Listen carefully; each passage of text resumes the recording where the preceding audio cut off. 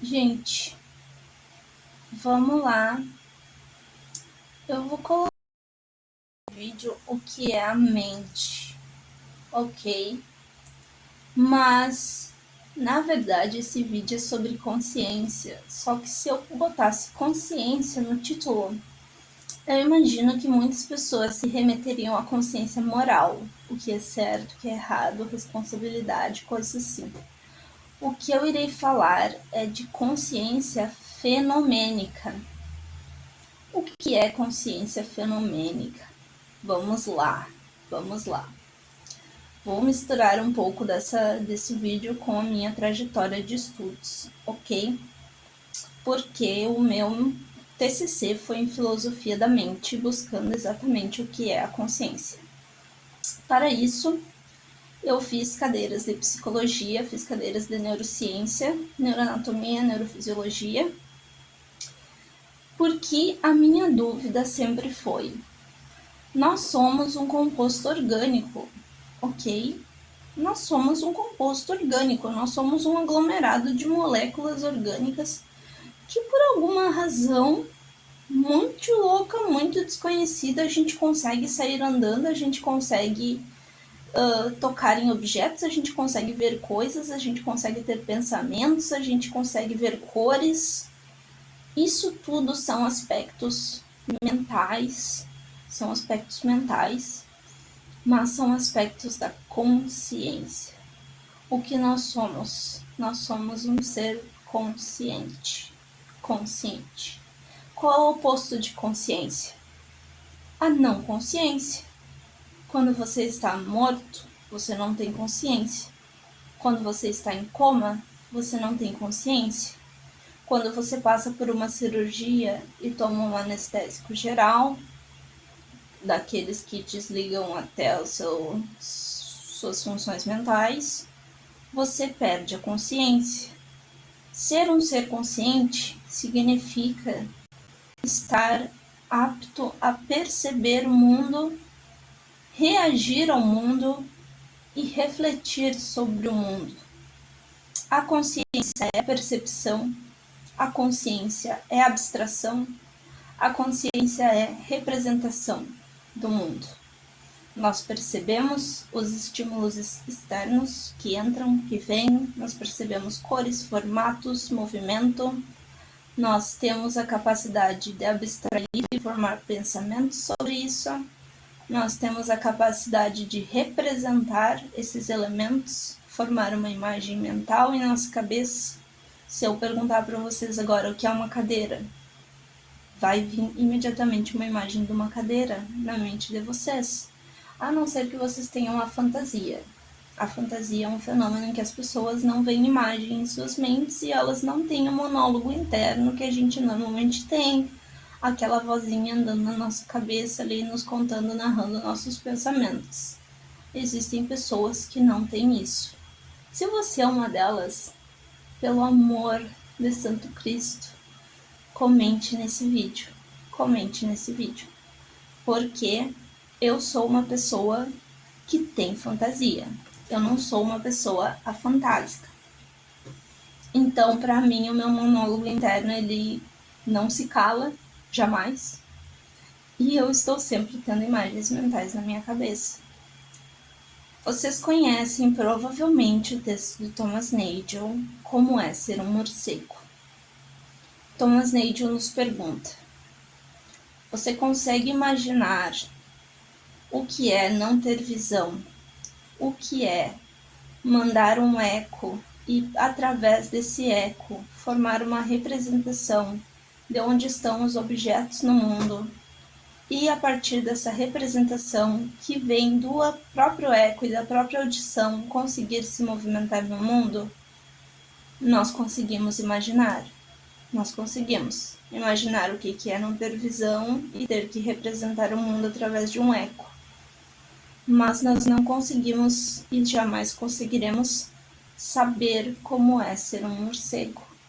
Porque para a gente saber realmente como é ser um morcego, a gente teria que ser um morcego. Estar dentro da cabeça de um morcego. Perceber o mundo como ele percebe. Thomas Nagel diz: eu consigo imaginar como é ser um morcego, eu não consigo saber como é ser um morcego. Então, eu consigo imaginar como é a mente de pessoas com a fantasia, mas eu não consigo saber como é a mente de pessoas com a fantasia, porque para mim os fenômenos estão sempre sendo representados.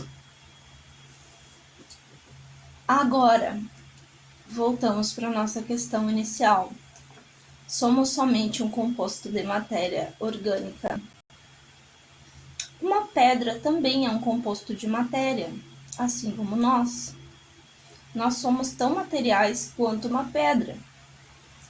Em nós, no entanto, surgem essas capacidades que a pedra não tem. Minha pergunta sempre foi, e eu sempre questionei meus professores de neuronato, de neurofísio, como que de uma coisa que é completamente material, surgem essas coisas que são completamente imateriais. Um pensamento, você não toca, você não cheira, você não sabe o gosto de um pensamento, de uma memória, de uma emoção. Nada disso tem os atributos que a matéria tem. E mesmo assim, em nós, nos outros animais, esses fenômenos surgem da matéria. O que são esses fenômenos? Fenômeno é um termo que abarca tudo no mundo. Tudo no mundo. Eu estar me movendo é um fenômeno. Eu estar pensando é um fenômeno. Meu pensamento é um fenômeno. Meu movimento é um fenômeno. Agora, existem fenômenos materiais. Eu andar pelo mundo é um fenômeno material. Eu pensar e refletir e ter uma imagem mental sobre o mundo não parece ser um fenômeno material. Não parece. Porque tudo que existe na minha cabeça são neurônios disparando sinais elétricos e químicos. É isso que acontece na minha cabeça. Isso é material. Isso é palpável. Isso é observável. Meus pensamentos não são palpáveis, não são observáveis, a não ser por mim mesma. Então, qual a natureza deste fenômeno? Qual a natureza e por que esse fenômeno surge? Esse se chama O Problema Difícil da Consciência, que é um livro do David Chalmers. David Chalmers propõe esse problema no seu livro. Esse foi meu problema de TCC. Foi isso que eu abordei. A mente, ela possui esses fenômenos que parecem ser imateriais. A gente tem um nome em filosofia para esses fenômenos. A gente os chama de qualia. O que são qualia? Cores são qualia. Formatos são qualia. Percepções abstratas, como memórias, são qualia. Tudo que a gente percebe, mas que não é material em si, é chamado de qualia. Ok? Nós temos a capacidade de perceber e interpretar e sentir qualias. Ok? E a grande pergunta, que é uma pergunta em filosofia que reside até hoje e que tem diversos filósofos tentando resolver, é justamente como que os qualia, que não parecem ser algo material, conseguem surgir de algo que é completamente material e físico. Material e físico. Por que isso é uma pergunta tão difícil de ser respondida? Porque existe a causalidade, não é mesmo? Quando você está jogando sinuca, você dá um impulso numa bola e a força dessa bola afeta a outra bola e essa faz com que essa outra bola se mexa. Isso a gente chama de causação mecânica. Mecânica. Por quê? Porque tem um mecanicismo acontecendo ali. Tem um mecanicismo, é um fenômeno completamente mecânico. Eu aplico força numa bola e a força que essa bola absorve chega na outra bola e faz com que a outra bola se mexa também.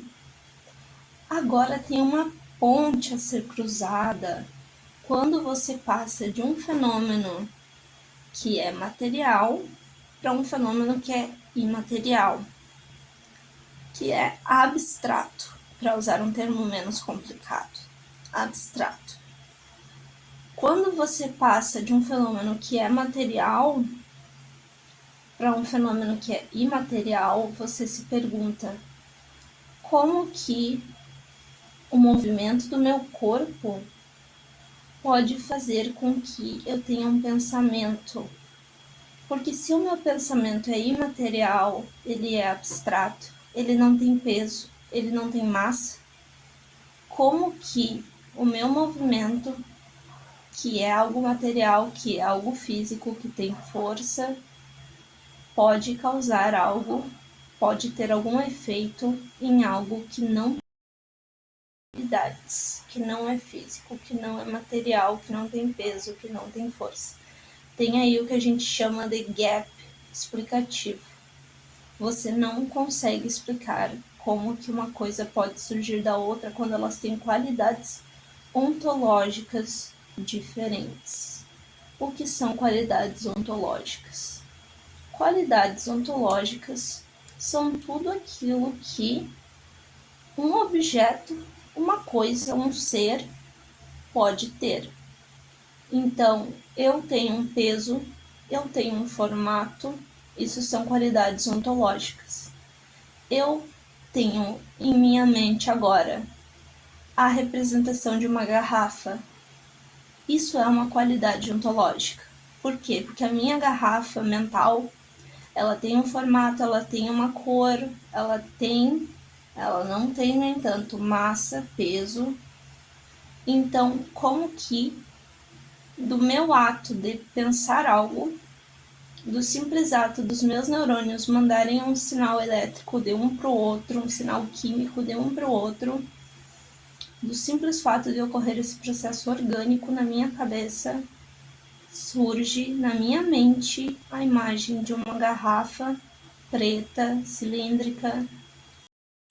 Essa imagem, ela não tem as mesmas qualidades ontológicas que os meus neurônios disparando têm. Os meus neurônios, eles têm força, eles têm eletricidade, eles têm compostos químicos. A minha mente, meus pensamentos, não tem eletricidade, não tem compostos químicos, não tem nada disso. Eles pertencem a uma categoria ontológica completamente diferente do meu cérebro. Então, como que pode uma coisa mental surgir de algo físico? Esse é o problema difícil da consciência. Esse é o problema que está tentando ser respondido desde épocas, tantos séculos. E esse é o problema que eu vim trazer para vocês hoje. Eu busquei respostas no meu TCC, eu busquei teorias, eu dei uma resposta para esse problema no meu TCC, mas eu não quero compartilhar essa resposta com vocês, porque eu quero que vocês cheguem nas suas próprias respostas para esse problema. Eu quero que vocês pensem, leiam, busquem as próprias respostas para esse problema. E se vocês decidirem compartilhar suas respostas comigo, me educarem, eu ficarei muito, muito feliz mesmo. Então, assim, se vocês gostaram desse vídeo, por favor, se inscrevam no canal, deixe o like, deixe seus comentários e vamos fazer filosofia juntos, ok?